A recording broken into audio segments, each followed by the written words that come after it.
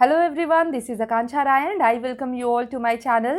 So in this video हम continue कर रहे हैं अपना चैप्टर लाइट जो है chapter 12 of your science text book. ठीक है, इस चैप्टर के दो पार्ट ऑलरेडी हम डिस्कस कर चुके हैं जिसमें आई रियली होप कि आप समझ चुके हैं कॉन्सेप्ट ऑफ रिफ्लेक्शन।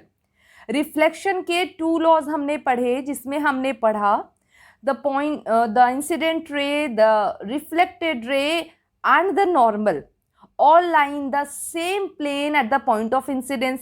ठीक। सेकेंड लॉ हमने पढ़ा the angle of incidence. Angle of incidence is always equal to angle of reflection. मैं ये दोनों लॉज फिर से इसलिए बोल रही हूँ बिकॉज इनके बेसिस पे, इनको फॉलो करते हुए ही हम इस पूरे चैप्टर को पढ़ने वाले हैं। तो आप ये मान के चलो कि लॉज ऑफ रिफ्लेक्शन जो है इस चैप्टर के सबसे मेन बेस है। ठीक, तो बिल्कुल भी लॉज ऑफ रिफ्लेक्शन को आपको इग्नोर नहीं करना है। यहाँ पर हम टॉपिक जो स्टार्ट कर रहे हैं इट इज़ इमेज फॉर्मेशन। मैंने आपको ऑब्जेक्ट क्या होता है, इमेज क्या होता है ये बता दिया है। अगर हम प्लेन मिरर के सामने जाके खड़े होते हैं, क्योंकि आपने प्लेन मिरर पढ़ा है तो अभी हम प्लेन मिरर की ही बात करेंगे, ऑल्दो आगे इस चैप्टर में हम डिफरेंट टाइप्स ऑफ मिरर भी पढ़ेंगे। But for now as because आपने प्लेन मिरर पढ़ा है जो जनरली हम घर पे यूज़ करते हैं, तो उस केस में अगर हम सामने खड़े हैं, ऑब्वियसली हम प्लेन मिरर के सामने जाके खड़े होते हैं, हम ब्रश करते हैं, तैयार होते हैं, कोम्ब करते हैं, तो हम कहलाएंगे ऑब्जेक्ट। फाइन, हम क्या कहलाएंगे? ऑब्जेक्ट कहलाएंगे। और जब भी जो हमें मिरर के विद इन अपीयर होता है, जैसे हम खुद को देख पाते हैं मिरर के अंदर, wow I am looking good, wow मेरे बाल खराब है, बाल ठीक कर लेते हैं हम, या फिर हम अच्छे दिख रहे हैं और ज़्यादा अच्छे बन जाते हैं। तो ये सारे जो हम इमेज देखते हैं मिरर में उसे हम टर्म देते हैं इमेज। तो आपको ऑब्जेक्ट में और इमेज में कंफ्यूज नहीं होना है। अभी जैसे जैसे हम पढ़ते जाएंगे और ज़्यादा चीज़ें क्लियर होते जाएंगी। तो सबसे first formation of image by a plane mirror, हम प्लेन मिरर के थ्रू इमेज फॉर्मेशन देखते हैं। यहाँ पर जो आपको दिया हुआ है ये डायग्राम, इसे मैं दोबारा से बना रही हूँ। तो सबसे पहले यहाँ पर let's draw a plane mirror.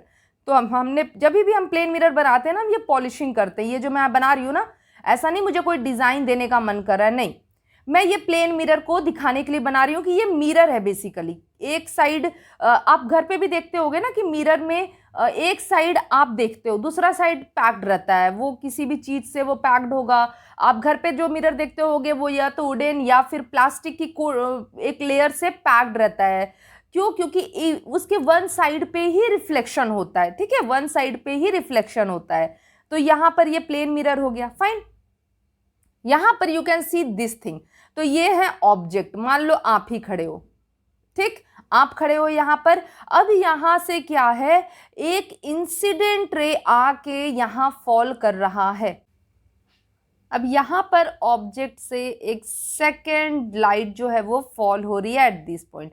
जो आपके इस इमेज यहाँ पर जो आप देख रहे हो बुक में, जो आपका इमेज फॉर्मेशन है, वही चीज़, वही सेम चीज़ मैं आपको यहाँ पर बना के दिखा रही हूँ। अब देखो ये दोनों क्या हो गए, जो मैंने बनाया ब्लैक पेन से, वो है इंसिडेंट रे। अब आपको ड्रॉ करना है रिफ्लेक्टेड रे। तो आप रूल पढ़ चुके हो, angle of incidence is always equal to angle of reflection. और आपको ये पॉइंट क्या हो गया, ये पॉइंट, इस पॉइंट को हम कहते हैं पॉइंट ऑफ इंसिडेंस। पढ़ चुके हो आप। इस पॉइंट से हम बनाते हैं नॉर्मल, तो हमने बना दिया नॉर्मल। ठीक, यहाँ पर भी इस पॉइंट पे भी हम नॉर्मल बना देते हैं। Now tell me angle of incidence क्या होगा, जल्दी से बताओ मुझे एंगल ऑफ इंसिडेंस क्या होगा। This will be angle of incidence and this will be angle of incidence. दोनों रे के लिए मान लो ये इंसिडेंट रे 1 है, ये इंसिडेंट रे 2 है, तो इस इंसिडेंट रे 1 के लिए ये हो गया एंगल ऑफ इंसिडेंस, और यहाँ पर इस इंसिडेंट रे के लिए नॉर्मल के साथ ये हो गया एंगल ऑफ इंसिडेंस। ठीक, तो अब एंगल ऑफ रिफ्लेक्शन क्या होगा, जितना एंगल ऑफ इंसिडेंस है उतना ही एंगल ऑफ रिफ्लेक्शन होगा। हम यहाँ पर बना दे रिफ्लेक्टेड रे, हमने ये बना दिया रिफ्लेक्टेड रे, कहीं दिक्कत नहीं। और यहाँ पर भी वापस से ये एंगल ऑफ इंसिडेंस हो गया, तो सेम एंगल ऑफ रिफ्लेक्शन के साथ हम बना देते हैं रिफ्लेक्टेड रे।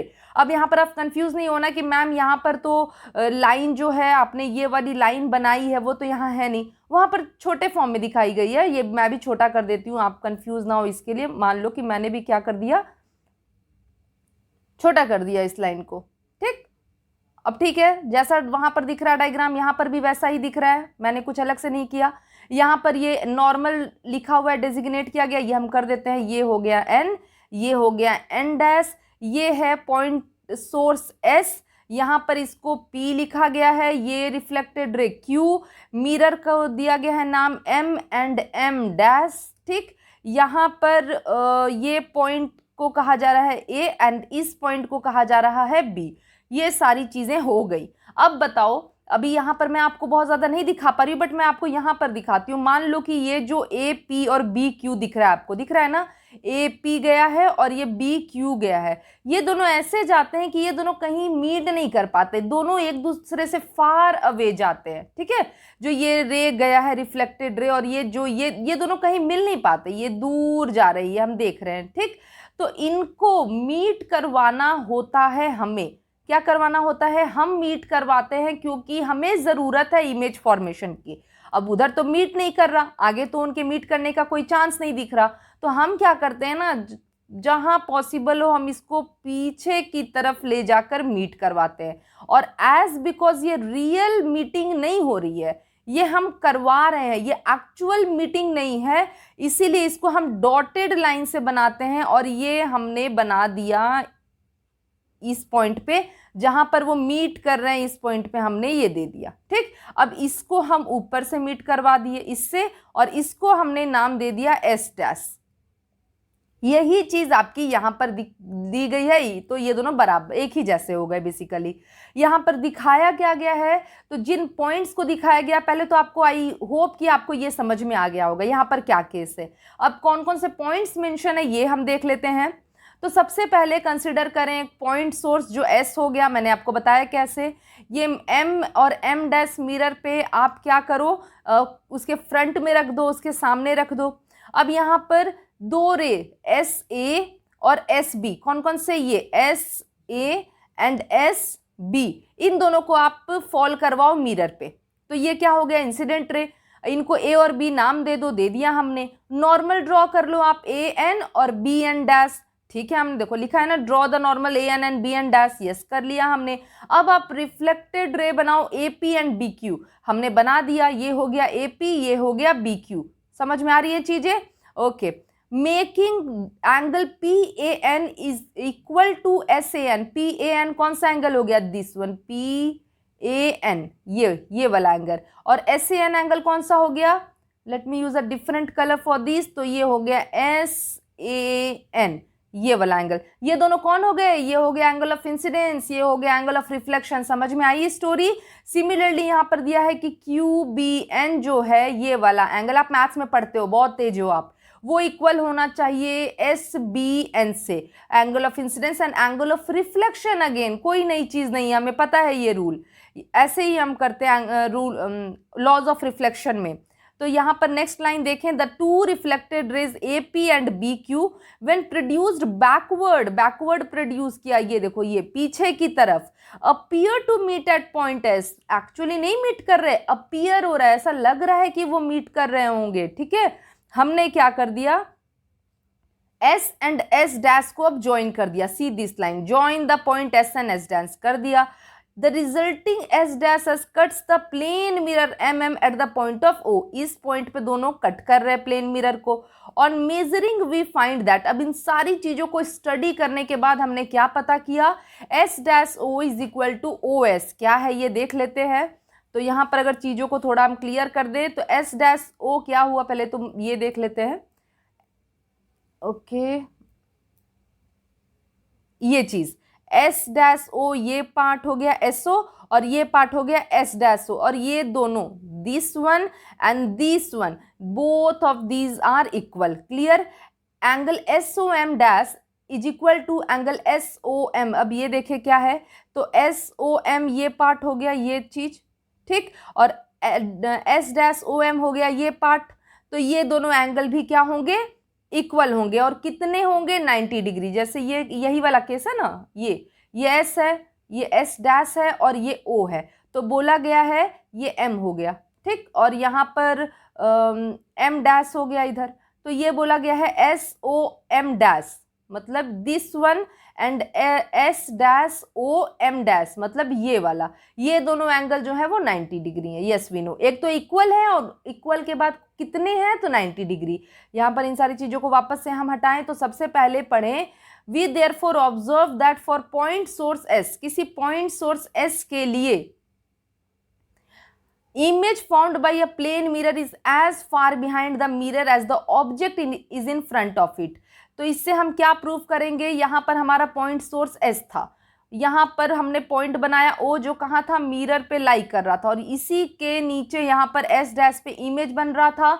हमने कहा ये डिस्टेंस और ये डिस्टेंस इक्वल है, इसका मतलब जितनी दूर ऑब्जेक्ट है उतनी ही दूर इमेज बनता है मिरर से, ठीक है। ये एकदम से आपको याद होना चाहिए। मान लो ये 5 सेंटीमीटर है ऑब्जेक्ट, आप 5 सेंटीमीटर दूर खड़े हो मिरर से, तो आपका इमेज मिरर से 5 सेंटीमीटर दूर ही बनेगा, ठीक है। बहुत ज्यादा इंपॉर्टेंट है ये पॉइंट, आपको याद रखना है। Next, by line joining the line joining the image of point object and the object itself is normal to the plane mirror. हाँ, ये भी नॉर्मल सी चीज है कि यहाँ पर जो ये लाइन ज्वाइन हो रही है, ये दोनों दिस वन, ये दोनों परपेंडिकुलर है, नॉर्मल है, बेसिकली नॉर्मल है मिरर से।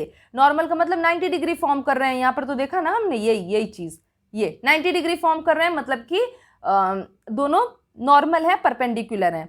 Next, the line S O S dash, अभी तक आप, आई होप कि आपको एस ओ एस डैश समझ में आ गया हो गया। ये हो गया एस, ओके, ये है एस, ये है ओ और ये है S dash.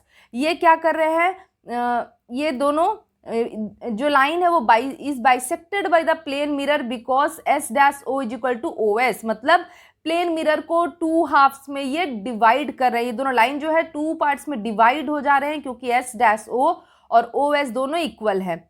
In the above case, we found that the two reflected ray AB and BQ, अब AB and BQ यहाँ पर देखें तो C, ये हो गया AB and let me see AP, yes AP, I was reading AB, ये AP and BQ, ये ना हमें लगे यही दिख रहे हैं कि ये कहीं मीट नहीं कर रहे, वे are going away from each other after reflection by the plane mirror. मैंने बताया ना कि ये दोनों दूर जा रहे हैं, तो कहाँ मीट करेंगे, मीट करना पॉसिबल नहीं है, इसीलिए हम इनको पीछे बैकवर्ड में जाकर मीट करवा रहे हैं। देखो यहाँ पर लिखा हुआ है दिस टर्म बैकवर्ड, यहाँ पर, फाइन। तो जो इमेज बन रहा है ये एस, ये एक्चुअली नहीं मीट कर रहा है, ये हम मीट करवा रहे हैं, fine. is not due to an actual intersection of the reflected ray, it appears, मतलब नहीं एक्चुअली इंटरसेक्ट नहीं कर रहे, अपीयर कर रहा है कि वो मीट कर रहे होंगे। और ऐसे इमेज को हम कहते हैं वर्चुअल इमेज, जो हमने पढ़ लिया ऑलरेडी कि इन इमेजेस को हम स्क्रीन पे ऑब्टेन नहीं कर पाते, मतलब यहाँ पर रियल मीटिंग नहीं होती, रियल इंटरसेक्शन नहीं होता है, रिफ्लेक्टेड रे का अपीयर होते हैं कि हो रहा है, तो ऐसे इमेज को हम कहते हैं वर्चुअल इमेज। और जिन इमेजेस में रियल इंटरसेक्शन होता है, रियल में जो रेज हैं वो मीट करते हैं, वैसे इमेज को हम कहते हैं रियल इमेज। कितना अच्छा ना, जब रियल में मीट कर रहे हैं तो रियल इमेज, जब नहीं कर रहे हैं तो वर्चुअल इमेज। तो virtual image is an image that appears to be formed through an apparent intersection of the reflected ray. Apparent का मतलब होता है रियल नहीं, एक्चुअल में नहीं हो रहा है, ठीक है। अपरेंट का मतलब यही होता है कि एक्चुअल में नहीं हो रहा है, तो वैसे इमेज को हम कहते हैं virtual image. There is no actual intersection of the reflected rays, ठीक है। Okay, moving to next page. यहाँ पर वर्चुअल इमेज और रियल इमेज का बस डिफ्रेंसिएशन दिया हुआ है। Virtual image is an image that appears to be formed through an apparent intersection of the reflected ray, there is no actual intersection of the reflected rays, बता चुकी हूँ। और हम अब नेक्स्ट जो इम्पॉर्टेंट पार्ट है, प्लेन मिरर हम पढ़ चुके, प्लेन मिरर पढ़ चुके। जो नेक्स्ट हमारा पार्ट है वो है स्फेरिकल मिरर का, क्या होता है, कैसे होती है चीज़ें हम देखेंगे। तो जब हम इनका केस पढ़ेंगे तब हम देखेंगे कि इनमें जो इमेज बन रहे हैं उनमें एक्चुअली इंटरसेक्शन हमें देखने के लिए मिलता है रेज का, और वैसे इमेज को हम कहते हैं रियल इमेज। ठीक, ओके। यहाँ पर let's go with the concept of multiple images. Multiple images मतलब बहुत सारे इमेजेस, आप नाम से समझ सकते हो। तो जब भी हम कोई भी केस पढ़े अभी तक, मान लो मैंने आपको बताया इंसिडेंट रे है, ये रिफ्लेक्टेड रे। अब ये रिफ्लेक्टेड रे जब वापस से मान लो यहाँ पर भी मिरर है और ये रिफ्लेक्ट हुई, यहाँ पर भी मिरर है, रिफ्लेक्ट हुई, तो ऐसे केस में बनता है मल्टीपल इमेज। यहाँ पर सेंटेंस पढ़े, it is interesting to note that the rays reflected by one mirror can get reflected again. एक मिरर के रिफ्लेक्शन के बाद वो रे जो है ना वो दोबारा से रिफ्लेक्ट होगी अगर हम उसको किसी और मिरर पे इंसिडेंट करवाएं तो। ठीक है, तो ये जो इंटरेस्टिंग सा फिनोमेना है कि रेज एक बार एक मिरर पे गए, रिफ्लेक्ट हुए, दोबारा से अगर मिरर रख दिया वो दोबारा रिफ्लेक्ट हुए, तो ये यूज किया जाता है to obtain more than one image, multiple images by using two or more plane mirror inclined at different angles। different angles पे रख के हम बहुत सारे इमेज को obtain करते हैं। and this idea of multiple images formed by plane mirror kept inclined to one another is used in a toy known as kaleidoscope। आपको ये इंपॉर्टेंट है, याद रखना है, कलेडोस्कोप में के थ्रू मल्टीपल इमेजेस फॉर्म किए जाते हैं। This helps to make numerous beautiful patterns. तो यहाँ तक ये पार्ट हो गया हमारा image formation by plane mirror. Next class में हम मूव करेंगे to image formation by spherical mirror. तब तक आप चीज़ों को पढ़ो, रिवाइज करो, कंप्लीट करो अपना concept. Until then just take care and bye bye everyone.